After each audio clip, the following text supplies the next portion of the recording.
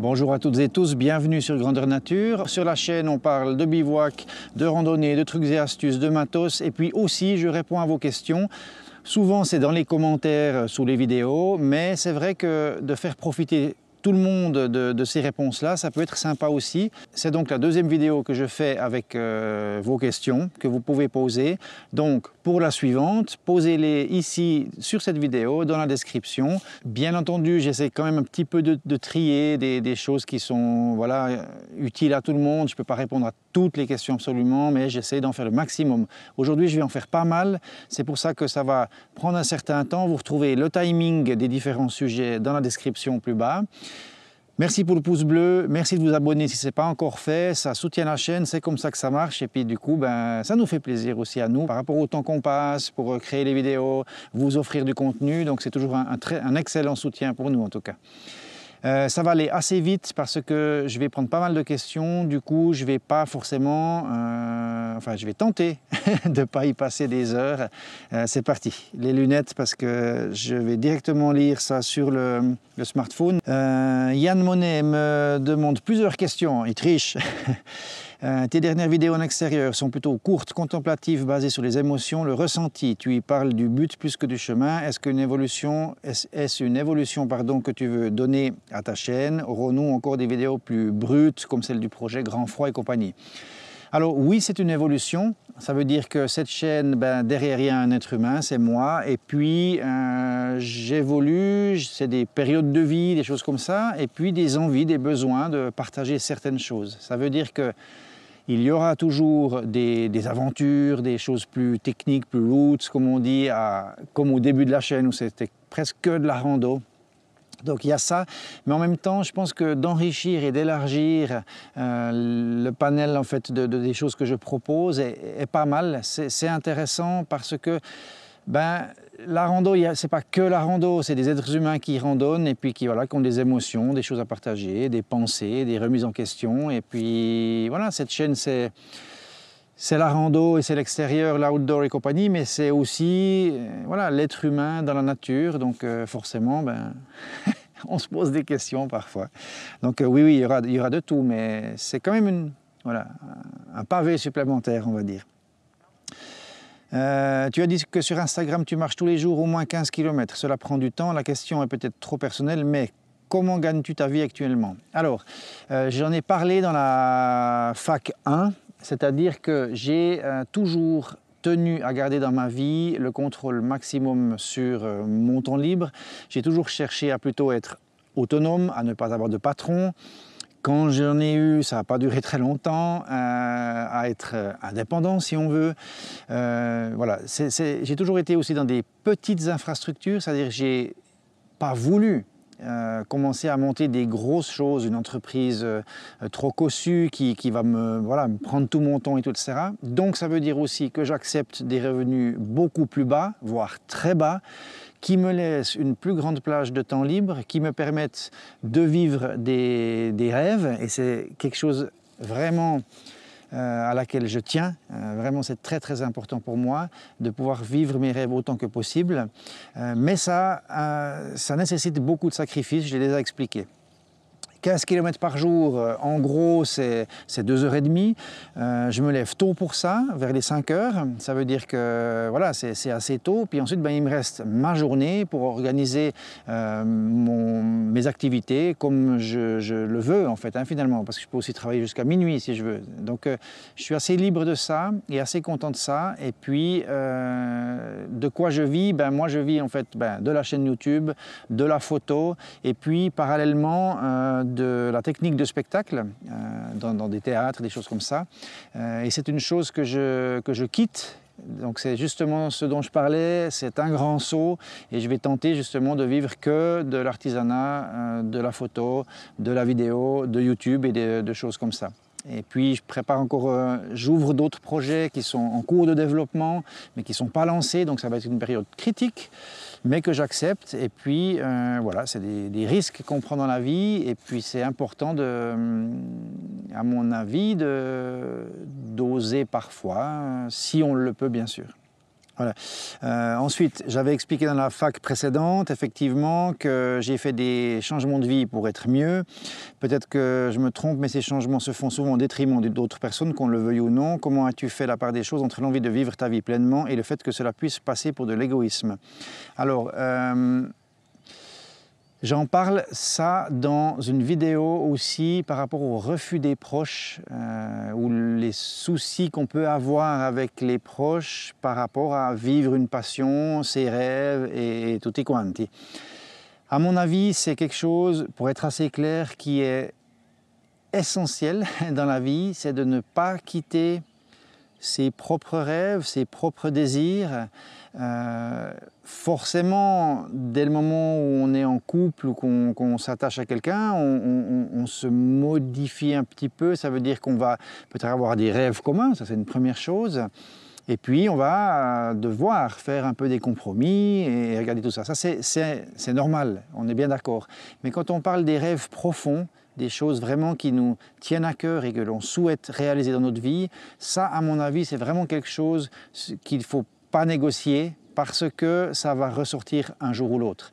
Ça veut dire qu'on peut, voilà, on peut enfouir des choses, ça peut durer 20 ans, 25 ans, et puis un jour, boum, ça part et ça ressort et tout explose parce qu'on n'a pas assouvi ces rêves-là et qu'on les a dénigrés, qu'on s'est oubliés, qu'on s'est niés aussi.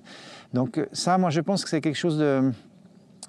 Je pense que c'est donc quelque chose d'essentiel en fait à garder en vue et puis à arriver dans, disons, l'essor d'une relation ou au début d'une relation, à pouvoir parler de ça, puis garder ce dialogue, puis garder ouvert, puis oser regarder en soi. Parfois, on ne se rend pas compte, hein. Ça veut dire qu'on pense que tout va bien, mais en fait, on est en train d'enfouir des choses là. Voilà. S'oublier, c'est quelque chose qui est facilement fait et puis difficilement rattrapable après. Donc, gardons en conscience ces phénomènes-là. Dans la même idée, Dark Gob 2022 me dit « Salut, jeune papa et fan de nature. J'aimerais vraiment connaître ton point de vue quant à la façon de partager cette passion et avec ses enfants et pourquoi pas sa femme. » Alors, mon point de vue, c'est... comment dire ? On le partage et on le vit ensemble si c'est un intérêt commun. Déjà là, c'est plus facile, on comprend, on y va ensemble, c'est quelque chose qu'on partage et c'est important. Ensuite, on a peut-être envie de le partager pour communiquer, par envie, hein, de partager ça, de dire regarde comment c'est beau, etc. Et là, il peut y avoir, disons, différents contextes dans le sens où ça peut plaire à la personne vraiment, qui peut crocher, bon voilà, ça peut devenir une passion commune. Et puis aussi, ça peut, bon voilà, ok, ta femme vient une fois pour te faire plaisir, tout, mais c'est pas son truc et tout ça. Je pense que ça sert à rien d'insister et de vouloir absolument que tout soit fait ensemble tout le temps. Et puis que aussi, dans un couple ou dans une famille, avoir des passions ou des activités solo, c'est sain.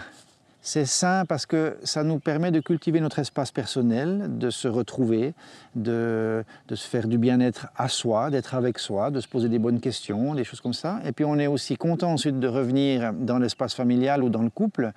Et il n'y a pas de mal à ça. Ça veut dire qu'on n'est pas obligé, alors le faire de temps en temps c'est cool, mais on n'est pas obligé de partager absolument tout le temps et d'être ensemble. Et voilà. Donc c'est aussi, ça rejoint un petit peu la première question.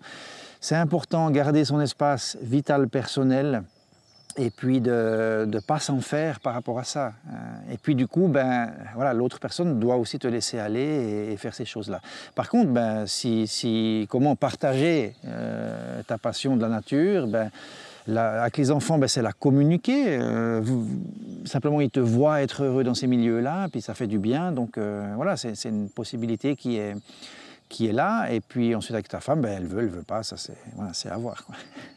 Une question de Mélanie qui parle du Grandeur Nature Trail, ce trail que je voulais faire, hein, ce tracé en Suisse que je pensais initialement sortir l'automne passé. J'ai été court-circuité parce que j'ai juste pas réussi à compléter la boucle et puis il a neigé, donc j'ai plus pu le faire. Maintenant, donc j'ai toujours en projet de le faire. Simplement, c'est un tracé qui peut être accessible uniquement une fois qu'il n'y a plus trop de névé. Donc c'est plutôt pour, on va dire, juillet, août, septembre, mi-octobre peut-être. Ça veut dire que je ne peux pas avancer, je ne peux pas compléter. Et puis, je suis dans une période de vie où c'est très chargé. Donc, il faudra un peu de patience. Parce que quand je vais revenir cet automne, ce sera après mon grand projet estival qui est très gros cette année. Donc, je vais venir assez tard.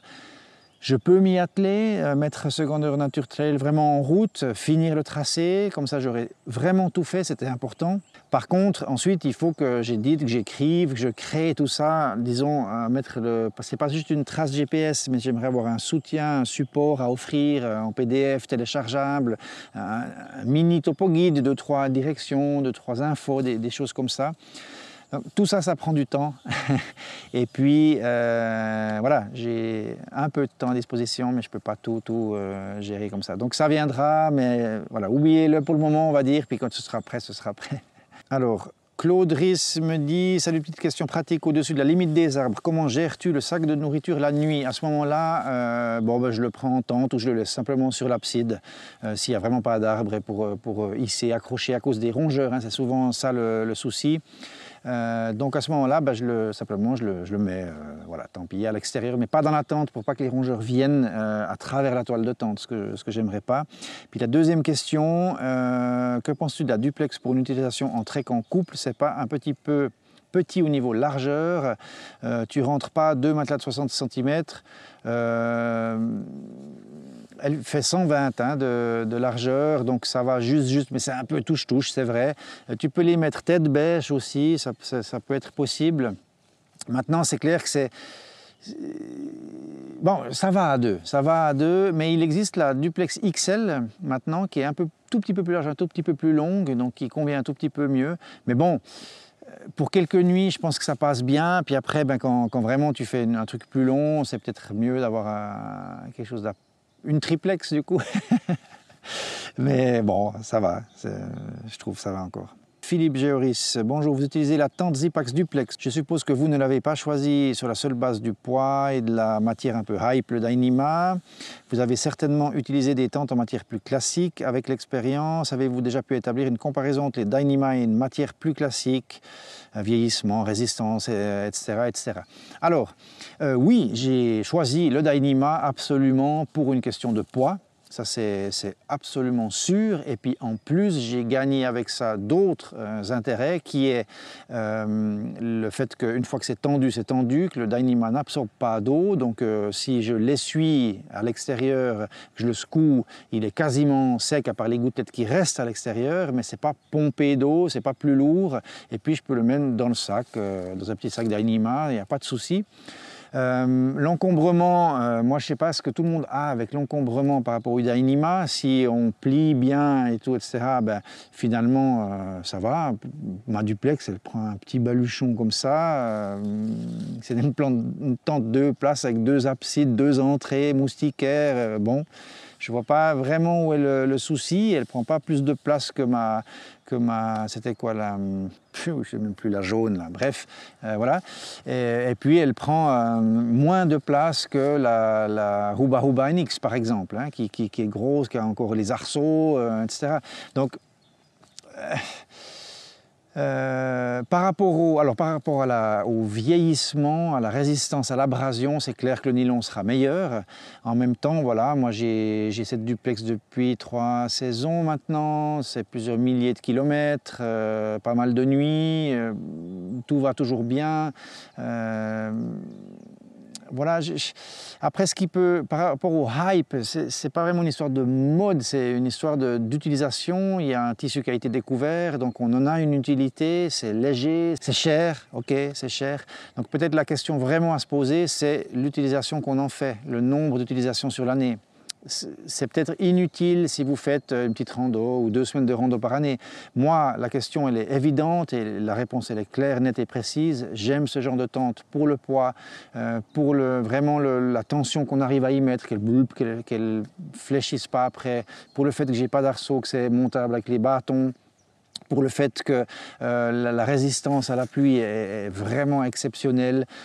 C'est des abris qui me font confiance, que j'aime bien, qui sont pratiques, vite montés, enfin simples, il y a plein de choses en fait. Et puis surtout, je randonne et je bivouaque beaucoup toute l'année, donc c'est presque une utilisation entre guillemets pro si on veut. Donc il y a, voilà, on est OK de mettre ce prix-là et puis je ne me pose pas trop de questions par rapport à ça. C'est vraiment, voilà. Mais très très bonne tente, le Dyneema, c'est bien à mon avis, c'est vraiment bien.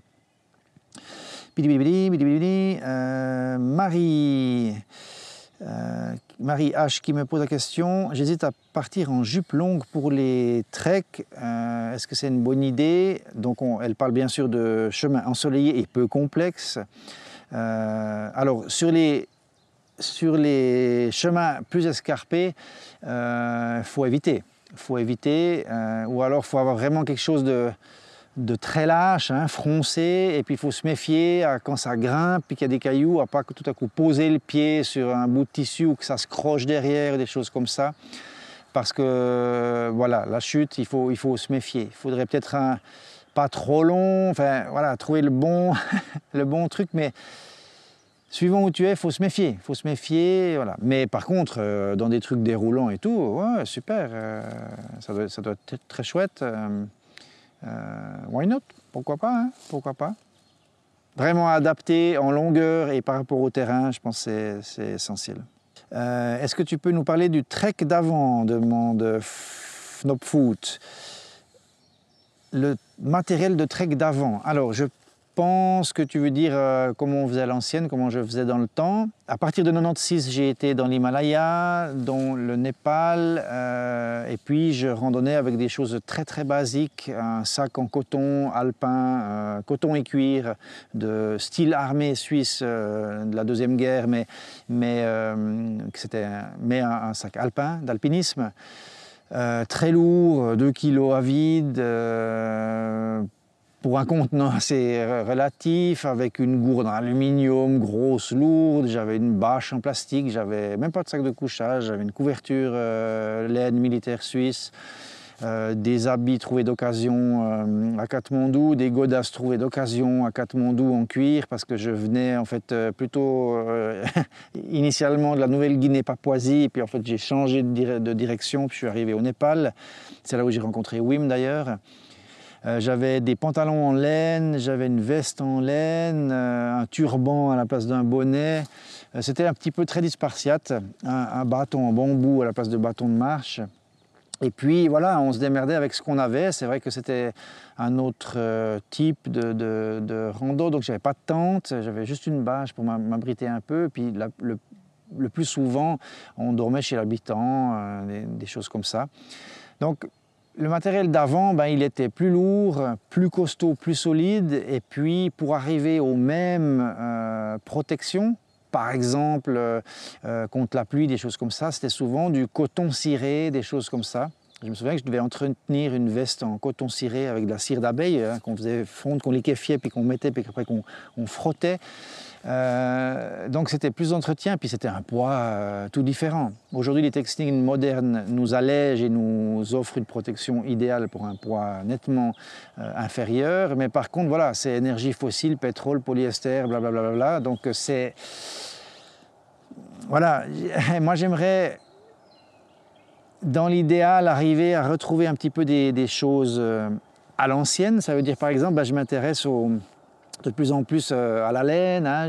J'ai pas mal de trucs en laine, de retrouver des choses comme ça, des pièces essentielles de l'équipement. Le problème, c'est le poids, et puis c'est chouette. Moi, je le fais beaucoup, j'ai des pulls en laine, des choses comme ça.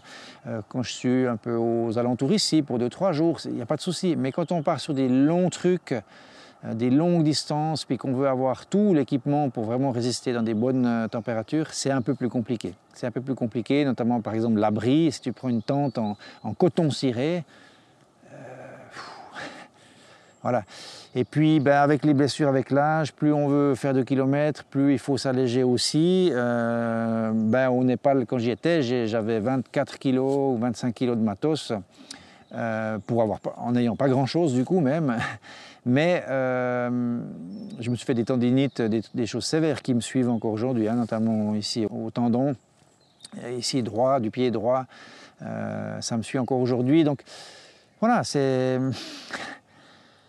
Il faut trouver le juste compromis, à mon avis, puis faire au mieux par rapport à ses convictions et tout. Est-ce que tu suis une préparation... Alors, Jeff Rando me demande, est-ce que tu suis une préparation physique pour certaines randonnées? Alors, pour le TCT, cette année, mon projet de 1800 km Arménie et Géorgie, actuellement, je marche une quinzaine de kilomètres par jour, tous les matins, très tôt, boum boum, et c'est pour le moment ce que je fais. Puis ensuite, je vais quand même monter gentiment, parce que là, pour le moment, je fais un peu du déroulé pour dérouiller et compagnie, mais je vais quand même monter un petit peu dans le poids que je porte et puis dans les dénivelés quotidiens, adapter un petit peu. Maintenant, je pense que le fait de soutenir tous les jours 15 km, c'est quand même déjà une bonne préparation parce que tout est, disons, un peu dérouillé, même si par rapport à l'effort physique pur, il faudra que je pousse un petit peu. Donc c'est ce que je fais, mais la préparation physique, j'en fais pas dans le sens fitness, sport, etc. Je fais un peu de gainage pour le dos, pour aider un petit peu par rapport à une hernie, des choses comme ça, mais pas plus que ça. Sinon c'est marcher.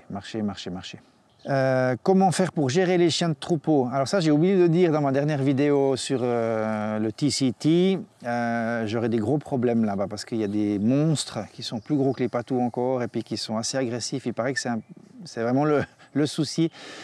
Moi, j'aime pas trop, hein. Franchement, c'est pas un truc, j'ai vite la pétoche quand des kleps qui viennent. Par contre, la seule chose que je sais, faut affronter ses peurs, il faut éviter, si c'est possible, d'éviter le troupeau. Parfois, s'il y a des falaises ou des choses comme ça, ou certains passages, c'est pas possible, mais il faut le faire autant que possible. Ensuite, moi, je mets quelque chose entre moi et le chien, mon chapeau, la casquette, ou mon sac, ou un parapluie, enfin quelque chose que je tiens, pas agressivement, mais que je mets juste entre lui et moi, qui définit ma zone, pour pas qu'il vienne vraiment me renifler trop près, quoi. Et puis, voilà, mais je m'arrête, je ne le regarde pas dans les yeux. En Suisse, je dis va au troupeau, des choses comme ça, j'essaye, voir si ça marche pas toujours. Je lance pas de pierre, voilà, je fais pas de gestes agressifs, je reste calme. Et je m'arrête, je le laisse venir s'approcher, puis ensuite je reprends gentiment ma marche, sans le quitter des yeux, mais je le regarde au niveau des pattes en bas, plutôt pour comprendre un petit peu, ou du thorax, mais pas directement dans les yeux.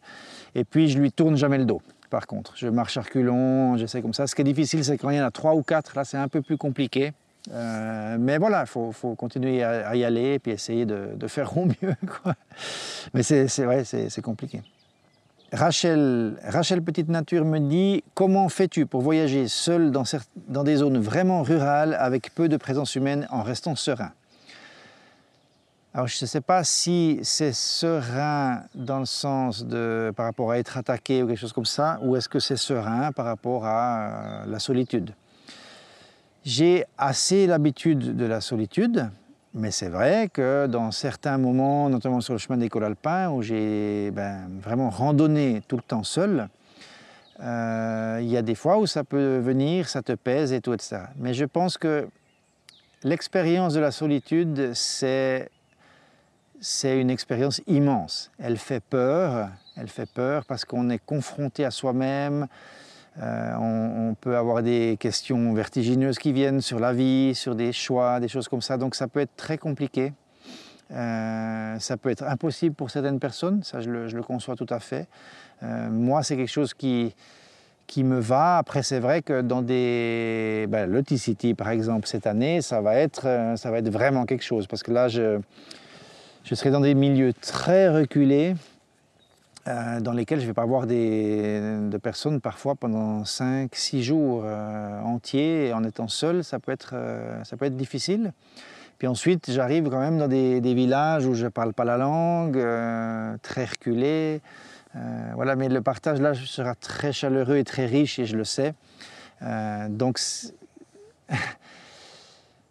comment je fais pour gérer? Ben, je le vis, et puis j'y vais, et puis j'essaie voilà, des moments de coups de blues, j'essaie vraiment d'aller chercher au fond de moi, de m'encourager, de me rappeler pourquoi je suis là. Pourquoi je suis venu là, de me rappeler quand j'étais assis devant mon bureau et que je me réjouissais de partir. Tous ces phénomènes-là, ils sont importants, hein, parce que des fois, on est sur place, on a tendance à oublier. On a tendance à oublier le pourquoi on est là, et puis d'oublier la chance qu'on a, qu'il y en a tellement d'autres qui sont au bureau, qui sont à l'usine, et puis qui aimeraient être à notre place. Donc, en se rappelant bien ça nous aide beaucoup, enfin ça m'aide moi. Puis ensuite, il y a une autre chose, c'est qu'il ne faut pas lâcher, ou il ne faut pas commencer à penser « mais je vais sortir, je vais quitter, je vais arrêter, ça ne va plus », etc. Dans un moment où on a le blues, où ça ne va pas. Il faut essayer de laisser passer, de dire « ok, revenir dans l'instant présent, là, maintenant. Maintenant, ça va, maintenant je vais me faire à manger, là, puis après je vais dormir, puis voilà. Puis tu te réveilles le lendemain matin, tu peux avoir encore un petit coup de blues, tu pars, tu marches, puis tout à coup, tu as des vues, des choses qui arrivent, et puis ça revient. Au bout d'un moment, ça revient, quoi. Mais ça peut être pesant, je comprends. Méditation, foi en soi, se battre, s'accrocher, affronter ses peurs, voilà. Si on peut, ben voilà, essayer de demander du soutien sur les réseaux sociaux. Moi, l'année passée, vous m'avez beaucoup aidé, hein. Je recevais beaucoup de soutien, de petits messages, d'encouragement. Voilà, il y a eu un moment donné, je me souviens, où j'ai parlé j'étais un peu en bas, ouais, la solitude ça pèse, etc. Puis vraiment, je recevais « Allez, vas-y, lâche rien », puis ça fait beaucoup de bien, ça. C'est important aussi. Avec la présence Alors, Frédéric Hautecoeur demande « Avec la présence des loups dans nos régions, quelles mesures prendre pour éviter tout problème lors des bivouacs ?» Je pense que tu n'auras pas de problème en bivouac. Avec les loups, ils peuvent peut-être s'approcher s'il y a de la nourriture, voilà, mais tu ne vas pas avoir de problème avec les loups, tu ne vas pas te faire attaquer sur un bivouac avec des loups. Il faudrait... je veux dire, ils connaissent l'être humain, ils savent très bien, ils en ont une peur bleue. Il faudrait être déjà, à mon avis, dans d'autres régions, blessés, faibles, dans un moment où ils n'ont pas assez à manger, donc toi, je sais pas, hiver, sortie d'hiver, des choses comme ça, où c'est difficile pour eux, où là, peut-être, il pourrait y avoir un problème. Mais dans nos régions, fais ton bivouac tranquille, t'auras pas de soucis, voilà, c'est tout. Faut pas trop... voilà, c'est des peurs ancestrales qu'on a du loup, avec des histoires, des choses la nuit, des choses comme ça. Tu parles plutôt des soucis, par exemple avec un renard qui vient emmerder parce que tu t'éloignes de la tente, ou tu vas faire une petite rando, tu reviens et puis il a fait un trou dans la toile pour choper le sac de bouffe, tu vois, des choses comme ça. Donc moi, ce que je fais plutôt par rapport à ce genre de choses-là, c'est que je hisse mon sac de nourriture dans un arbre. Comme ça, les fouines, les souris, les renards ou autres animaux, écureuils qui voudraient venir bouffer quelque chose, ne vont pas faire de trous dans la tente et emmerder. Donc c'est en l'air, assez haut, et puis c'est la chose la plus simple à mon avis. Alors, de Campo Grimaldi Pierre, qui pose comme question « La course à l'objet, le vêtement, le couchage léger, ne nous entraîne-t-il pas vers des limites de sécurité ?» Non, si on n'oublie rien. Il faut vraiment que le matériel soit adapté à la saison dans laquelle on randonne, au lieu et à la personne. Habitude, température, lieu, météo, et voilà, tous ces renseignements-là, le lieu géographique, l'altitude et tout ça. Et puis, ce qui est important, c'est de connaître ses limites à soi-même, température, etc., utilisation, mais aussi de prévoir une marge une marge de travail. Ça veut dire que j'ai été dans des randos ou des choses comme ça où je me disais ouais ben voilà, il va faire un 0, donc je prends un sac 0 et puis c'est descendu plus bas et puis voilà, tu te trouves dans d'autres choses où ça peut être un peu plus compliqué. Donc il faut avoir une marge d'erreur. Donc pas avoir une micro-doudoune d'été pour un trek en automne, par exemple, ce genre de choses-là. Quand même avoir voilà, une certaine marge de sécurité, bien connaître le matériel. Mais le problème après, c'est que par rapport à la sécurité, on a aussi un degré. Donc si on veut vraiment une toute sécurité, il faudrait prendre 2 tentes pour au cas où voilà, on perce, une branche perce le toit parce qu'après il y a l'eau qui rentre. Enfin, et la même chose pour les doudounes parce que si je mouille, voilà. Donc après on peut faire d'autres choses. C'est par exemple prendre une micro-doudoune synthétique plutôt qu'en duvet, qui sera un tout petit peu plus lourde mais qui sera toujours entre guillemets assez chaude, même mouillée, ce genre de choses. La même chose pour le sac de couchage, se poser des questions comme ça. Après, il y a des articles de sécurité, comme par exemple les couvertures de survie, qui sont aussi sujettes à questionnement. Est-ce que j'en prends pas? Est-ce que j'ai le matériel nécessaire? Et voilà. Et puis il y a la pharmacie, ce genre de choses-là. Moi, par rapport à la pharmacie, par exemple, c'est vrai que je cherche à être léger, mais j'ai quand même de tout. J'ai quand même des petits strips si j'ai une grosse coupure, j'ai du désinfectant, j'ai des pansements, j'ai une bande, mais qui me permet, disons, de faire un pansement compressif sur la cuisse, par exemple. J'ai des choses comme ça. J'ai justement des patchs humides pour les brûlures. J'ai voilà, des choses contre les allergies. J'ai des choses contre les douleurs anti-inflammatoires. Mais j'ai pas de quoi me recoudre, m'ouvrir, voilà, faire un tourniquet, des choses comme ça, parce que c'est des choses que si ça m'arrive, je ne vais pas pouvoir faire grand-chose, voilà, parce que c'est plus mon domaine, et puis c'est la vie. Puis à ce moment-là, voilà, il me sera arrivé un accident, et puis c'est la fin de ma vie, et puis c'est quelque chose qui m'arrivera un jour et que je dois accepter. Donc c'est vrai que même par exemple, plutôt, je devrais me poser la question même en deçà du matériel, c'est je randonne seul. Donc ces questions-là aussi, et je randonne seul sans balise. Sans balise de détresse. Voilà, donc ces choses...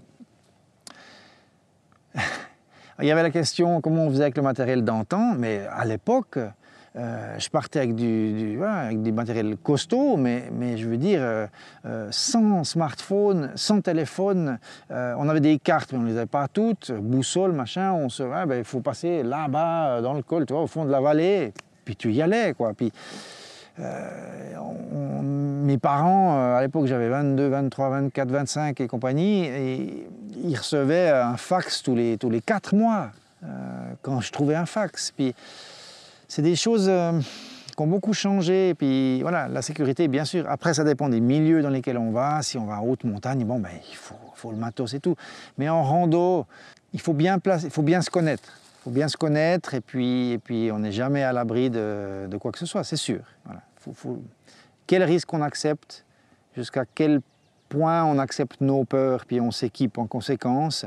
Mais il faut quand même avoir... Voilà. Moi, j'ai quand même un peu de sécurité. Hein. J'ai quand même un abri, j'ai un sac de couchage, j'ai un matelas gonflable, puis j'ai un matelas en mousse micro, un petit bout en tout cas de secours au cas où. Je ne vois pas trop ce que je prendrais de plus, franchement. Parce que les habits sont adaptés, je peux résister à des trucs quand même costauds, quoi. Pantalon de pluie, veste de pluie, voilà. Mais bon, on n'est jamais à l'abri du gros souci, c'est sûr, c'est sûr. J'espère que tu vas bien. Quand je pars en randonnée et que je dois bivouaquer, je ne sais jamais où me mettre, car je ne sais pas si j'ai vraiment le droit, si je dérange, si on va venir me dire quelque chose. Bref, c'est toujours un peu compliqué pour moi. Quels seraient tes conseils ?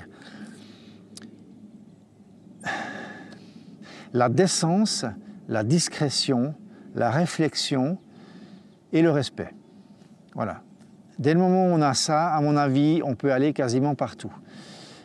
Connaître les lieux vraiment protégés, ces choses-là, donc les respecter. Ensuite, dans des milieux, si on était ici en forêt, on ne sait jamais, on peut pas à chaque bivouac aller chercher sur le cadastre qui est propriétaire de cette forêt, lui téléphoner, lui demander, machin, etc. Dès le moment où vous arrivez, vous arrivez à être discret, pas tout de suite vers les routes et qu'on va vous voir, donc, et tout, etc. Que vous ne faites pas de feu s'il n'y en a pas besoin absolument, que vous partez, tout est exactement dans le même état, que vous enterrez vos excréments sous un caillou en ouvrant un caillou, en ayant un trou, en remettant dessus, en cachant tout ça, vous prenez vos déchets, que vous êtes respectueux, discret et que vous arrivez le soir, vous plantez votre bivouac, vous repartez le matin. Moi, au point de vue de l'univers, je ne vois pas où est le problème et du coup, je m'autorise ça sans crainte, j'y vais, je me pose partout, voilà. Maintenant, si vraiment c'est mis propriété privée, camping interdit, etc., ben, je vais pas le faire là. C'est des choses évidentes. Mais en même temps, en allant en forêt, en lisière de forêt, des choses comme ça, c'est compliqué de faire faux. Voilà. Moi, il y a un moment où j'arrête de trop me prendre la tête parce que sinon on ne fait plus rien, puis il y a un moment où il faut aussi pouvoir lâcher un petit peu. Donc voilà, quelque chose d'important à mon avis. Mais voilà, en étant justement discret, tu observes, tu regardes, voilà, ben là il n'y a personne qui me voit, je suis assez loin des chemins, je suis caché, il y a des buissons. Voilà. Je ne vois pas franchement où est le souci. Damien Minois me demande, ton aponevrosite, ça va mieux? C'est une histoire ancienne, je suis en train de guérir. Qu'est-ce que c'est long? As-tu une routine de renforcement musculaire ou autre pour prévenir des blessures? Alors, mon aponevrosite a complètement disparu. Je suis parti avec des douleurs au talon sur le chemin d'école alpin. Je me disais, bon, je vais peut-être faire une semaine puis devoir sortir, ça ne va pas aller. J'ai pris beaucoup soin, j'ai fait énormément de massages et puis j'avais une petite balle enrobée une petite balle j'avais une petite balle en liège, pas trop grande, 5 cm je crois, que je faisais rouler tous les soirs, vraiment sur la pointe, ça fait mal hein, sous le pied, voilà. Mais je faisais vraiment ça, je faisais des étirements, du stretching à la fin de la journée, après 1h30 après être arrivé. Je faisais des étirements bien sur le tendon, sur le mollet, sur l'arrière de la cuisse, sur le quadri, sur les pieds, la plante des pieds. Donc je me mettais, si on veut, agenouillé sur les doigts de pied pour que ça tire derrière le pied. Je faisais rouler la balle, je mettais de la crème, je massais, et tout, etc. Et en fait, ça s'est complètement défait assez rapidement. Après une semaine et demie, j'avais plus rien, plus de douleur, ça a disparu et je pense que c'est la marche et de nouveau le mouvement et le renforcement par la marche qui a fait que c'est gentiment parti. Parce que vraiment, je pensais que ça allait me suivre tout du long et non, ça a disparu. Donc ça veut dire que j'ai rien fait de spécial, j'ai mis pas mal de crème, si j'ai mis de la consoude, du gel de consoude sous le pied, beaucoup, massage, parler différemment à mon corps, j'ai fait beaucoup ça aussi, lui donner d'autres énergies que toujours me dire quel corps de merde, mais dire allez ça va aller, merci, voilà, je pense que ça aide aussi beaucoup. Et puis ben voilà, finalement c'est bien allé. Après, voilà, il y a des professionnels qui sont là pour vous renseigner, hein, pour bien faire juste. Moi, j'ai pas fait grand-chose et voilà. Frankie Soldadi me dit « Bonjour Fabien, comment on va? Ton ami Wim, envisage-t-il de revenir traverser quelques névés avec toi ?» et d'avoir un autre fou rire nerveux en les voyant. C'était cool ça. Écoute, il va bien, il est parti, il était au Sinaï, après il était à Jérusalem, ça va rebouger, il bouge beaucoup, il voyage là. Moi j'aimerais bien aller dans le désert avec lui, c'est aussi un projet que j'ai à cœur de réaliser, donc ça viendra hein, parce que je me connais, je nous connais. Oui, je vais refaire des trucs avec lui, ça c'est sûr. Mais simplement, on a chacun là un petit cheminement à faire personnel, chacun de notre côté, puis on verra, on va se retrouver un de ces quatre, très très certainement. Voilà les amis, je vais m'arrêter là, ça fait quand même déjà pas mal de questions. J'essaierai de reprendre celles que j'ai oubliées qui pourraient être importantes. Notez vos questions en bas dans la vidéo pour la future. Et puis merci beaucoup de votre écoute, j'espère que ça vous a un petit peu renseigné sur différentes choses et on se retrouve tout bientôt pour la prochaine. Ciao, bye bye, prudence.